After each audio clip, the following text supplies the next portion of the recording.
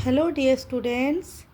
तो अब तक हम लोगों ने क्या सीखा था? कंपेयरिंग क्वांटिटीज़ में देखिए एस्टिमेशन इन परसेंटेज, ठीक है, वो हमने सीखा था उसके जो हमारे प्रीवियस वीडियो में। और अभी हम लोग एक नया टॉपिक लेकर आए हैं, GST, goods and service tax based questions. सबसे पहले हमें ये समझ लेना पड़ेगा कि जीएसटी का मीनिंग क्या होता है। देखिए 2017 से पहले जो हमारी जो मतलब सरकार है, गवर्नमेंट है, जो हमारे देश को चलाती है, वो हर चीज़ के ऊपर हमसे अलग अलग जो है टैक्स लेते थे।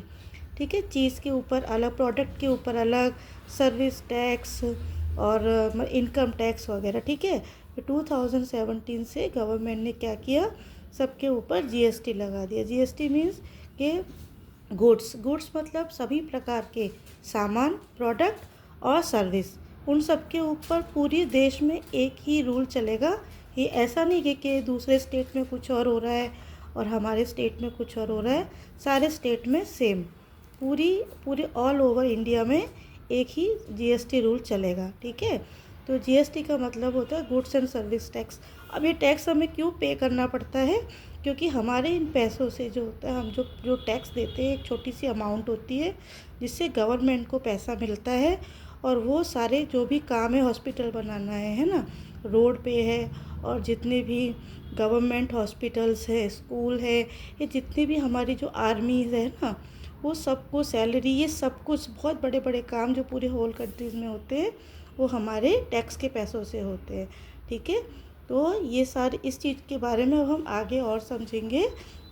देखिए यहाँ पे एक बिल बना हुआ है। ठीक है, इस बिल के अंदर देखिए, आपको पता होगा बिल नंबर लिखा होता है, यहाँ पे डेट लिखी होती है, जिस दिन आप प्रोडक्ट खरीदोगे उस दिन की डेट लिखी होगी, या मेनू लिखा होगा, यहाँ पे सीरियल नंबर होगा। आपने एक प्रोडक्ट लिया है, दो प्रोडक्ट लिया, जितना भी लिया हुआ है, अभी तो आप मॉल जाते तो आप बिल देखते ही हो, है ना, उसमें आइटम का नाम लिखा होता है, क्वांटिटी लिखी होती है कि आपने कितने क्या क्वांटिटी में लिए है, उसका रेट लिखा होता है, अमाउंट लिखा होता है, और उस पर लिखा होता है प्लस जीएसटी इतने परसेंट, 5%। ठीक है ना, तो ये, और फिर जो हमारा जो जितना बिल होता है और उसके हिसाब से जो जीएसटी का जो भी परसेंट होता है, वो हमारे बिल के साथ में ऐड होके हमको पे करना होता है। ठीक है, तो ये हमने सीखा जीएसटी के बारे में। देखिए इसको समझते हैं। Sales tax, ST, is charge by the government on the sale of an item. जब कोई भी चीज़, कोई प्रोडक्ट को बेचा जाता है, सेल मतलब बेचना, कोई भी प्रोडक्ट को बेचा जाता है तो गवर्नमेंट उसके ऊपर कुछ छोटा सी अमाउंट का चार्ज लगाती है। ठीक है, it is collected by the shopkeeper from the customer and given to the government. ये जो दुकान वाला होता है वो जो कस्टमर से ले लेता है और गवर्नमेंट को उसे देना होता है। ठीक है, this is therefore always on the selling price of an item and is added to the value of the bill. यानी कि इसीलिए हमेशा जो जो प्रोडक्ट होता है, सेलिंग प्राइस जो होती है कोई किसी भी प्रोडक्ट की, उसके जो उसका जो प्राइस के साथ में जो भी जीएसटी जो होता है या जो सेल्स टैक्स जो होता था, वो उसको ऐड कर दिया जाता था। तो there is another type of tax which is included in the prices known as value added tax और वीएटी वैट। यानी कि इसी प्रकार से दूसरे तरीके का टैक्स जो होता था, जो दूसरे जो इंक्लूड होता था प्राइस के साथ में, उसको हम वैल्यू एडेड टैक्स और वेट के नाम से भी हम जानते थे। अगर आपने कहीं सुना होगा तो आपको पता होगा। ठीक है, from July 1, 2017 government of India introduce GST which stands for goods and service tax which is levied on supply of goods और सर्विस ऑन बोथ। यानी कि 2017 जुलाई 1 से गवर्नमेंट इंडिया की जो है, हमारे देश की सरकार ने क्या किया है, जीएसटी लगा दिया है सभी प्रकार के जो भी सामान होते हैं और सर्विस के ऊपर। ठीक है, जो गुड्स और सर्विस दोनों के ऊपर एक टैक्स लगा दिया, जीएसटी। ठीक है, जो पूरी ऑल ओवर इंडिया में सबके लिए एक जैसा ही है। ठीक है, तो आई होप कि ये आपने जीएसटी को लेके टॉपिक समझ लिया होगा। अब हम इससे रिलेटेड एग्जांपल्स कर लेते हैं। देखिए एग्जांपल नंबर 4 है, cost of a pair of roller skate at the shop was ₹450। The GST charge by 5%, find the bill amount. देखिए सवाल को पहले समझिए। एक जोड़ी है रोलर स्केट की, ठीक है, और वो दुकान पर उसका प्राइस है ₹450, ठीक है। अब GST उसमें लगा हुआ है 5%। अभी हमें उसका बिल का अमाउंट कितना होगा वो हमें जो है वो आपको बताना है। अब इसमें एक चीज़ समझने वाली है। अभी जो पहले जो आपने सीखा था ना वो था discount.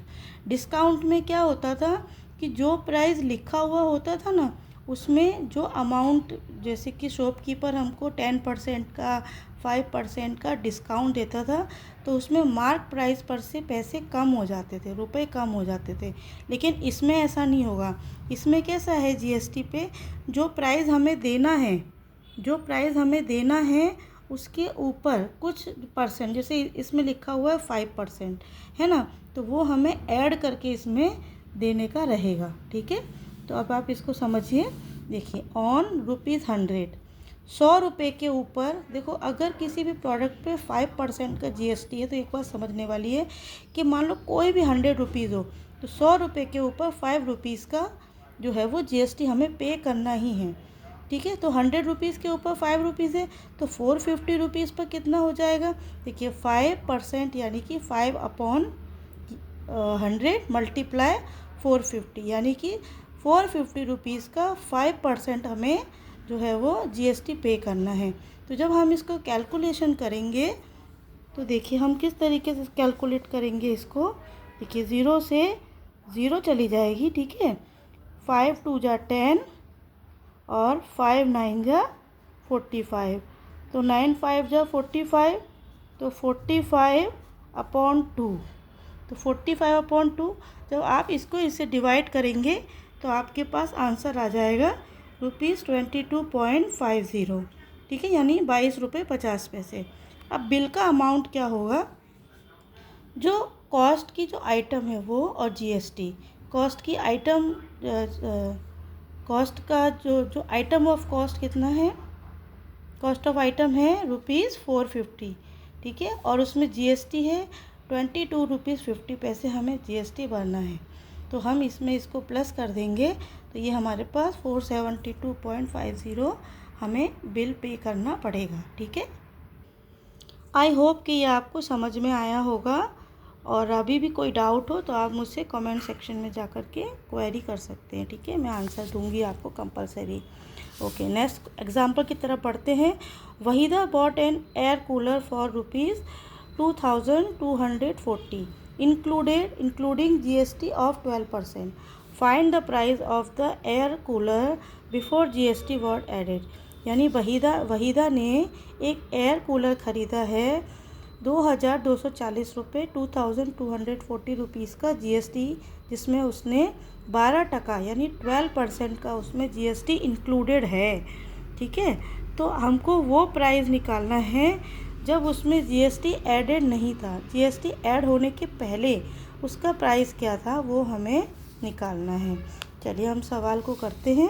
The price include the GST goods and service tax, thus 12% of GST means if the price without GST is ₹100 then price include GST is ₹112। देखिए प्राइस इंक्लूड करने पर GST यानी गुड्स एंड सर्विस टैक्स जब हम कर रहे हैं तो 12% GST का मतलब हो गया कि आप समझ लीजिए कि अगर कोई भी चीज़ अगर 100 रुपीज़ की है तो उस पर हमें 12 रुपये का हमें GST देना है। तो 112 रुपीज़ दोनों मिला के कितने हो गए, 112 रुपीज़ हो गए। अब आप देखिए अगर किसी चीज़ का प्राइस GST के साथ में, अगर GST को ऐड करने के साथ में किसी चीज़ का प्राइस 112 रुपीज़ है तो उसका GST बिना यानी ओरिजिनल प्राइस 100 रुपये है, 100 है ना। तो अगर ये जो हमको दिया हुआ है 2240 रुपीज़ जो प्राइस है तो ओरिजिनल प्राइस क्या होगा, तो देखिए 100 आ जाएगा ऊपर और ये जो GST के साथ जो प्राइस है वो आ जाएगा नीचे, और जो उसने कूलर ख़रीदा है जीएसटी के साथ वो आ जाएगा यहाँ पे। इनको कैलकुलेशन करेंगे तो हमारे पास आ जाएगा 2000। वो मैं आपको कैलकुलेट करके अभी बताती हूँ। देखिए यहाँ मैं आपको कैलकुलेशन करके समझा रही हूँ, आपको कोई भी डाउट ना रहे। देखिए 1 2 जा 2 और 12 2 जा 24, यानी 112 2 जा हो जाएगा 224। ठीक है, तो 112 2 जा 224 और ये ज़ीरो बची, ये आ गई यहाँ पे। ठीक है, अब 20 को जब हम 100 से मल्टीप्लाई करेंगे तो हमारे पास आंसर आ जाएगा 2000। देखिए जो हमारे पास यहाँ पर लिखा हुआ है। ठीक है, तो आई थिंक अब ये आपको सवाल समझ में आ गया होगा कि ये एग्ज़ाम्पल कैसे हुआ। चलिए लास्ट एग्ज़ाम्पल की तरफ हम बढ़ते हैं। Example number 6। Salim bought an article for rupees 784 which include GST for GST of 12%. So what is the price of article before GST was added? ठीक है, तो इस सवाल को पहले हम लोग समझ लेते हैं। देखिए सलीम ने कोई चीज़ खरीदी, कोई आर्टिकल ख़रीदा होगा, कोई भी उसकी मर्ज़ी का।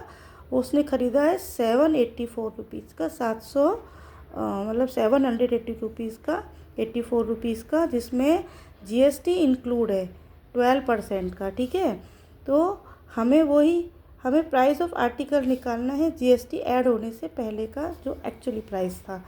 तो वही, चलिए ओरिजिनल प्राइस आर्टिकल का मान लीजिए कि 100 रुपये है ना। आपको सपोज़ करना पड़ेगा, मानना पड़ेगा कि मानो 100 रुपये है किसी आर्टिकल का प्राइस, तो 12% के हिसाब से जीएसटी बनता है। जीएसटी है उस पर 12%, यानी कि 12 रुपीज़ हो गया। तो 100 में जब हम 12 रुपीज़ प्लस करेंगे तो कितना हो जाएगा हमारे पास, 112 रुपीज़। तो आप देखिए जब सेलिंग प्राइस 112 रुपीज़ है जीएसटी के साथ में, तो ओरिजिनल प्राइस क्या था, 100 रुपये। तो जब सेलिंग प्राइस 784 रुपीज़ है तो ओरिजिनल प्राइस क्या हो जाएगा, देखिए 100 रुपये जो ओरिजिनल प्राइस है, उसके नीचे वो प्राइस जो जीएसटी के साथ है, और मल्टीप्लाई वो नंबर जो हमको सेलिंग प्राइस में दिया हुआ है जीएसटी के साथ में। जब हम इसको कैलकुलेट करते हैं तो देखिए बहुत इजी है। 112 7 जा 784, ठीक है, ये 7 से ये डिवाइड हो गया, और 7 मल्टीप्लाई 100 इक्वल टू 700। यानी कि जो प्रोडक्ट जो है सलीम ने ख़रीदा था वो जीएसटी ऐड होने से पहले 700 रुपीज़ का था, और जीएसटी लग जाने के बाद वो 784 रुपीज़ का हो गया। ठीक है, आई होप कि ये आपको पूरे एग्जाम्पल्स अच्छे से समझ में आए होंगे। एग्जाम्पल समझाने के पीछे मेरा मोटिव यही था कि पहले आप लोग चैप्टर को समझो। अगर चैप्टर आपको समझ में आ गया तो जो एक्सरसाइज करना आपके लिए बहुत ही ज़्यादा इजी हो जाएगा। सम्स को मैथ्स इतना हार्ड नहीं होता है अगर उसे समझाने वाला उसे बहुत डीपली समझाए और समझने वाला ध्यान से समझे। ठीक है, so all the very best. मिलते हैं हम नेक्स्ट एक्सरसाइज में। Bye bye.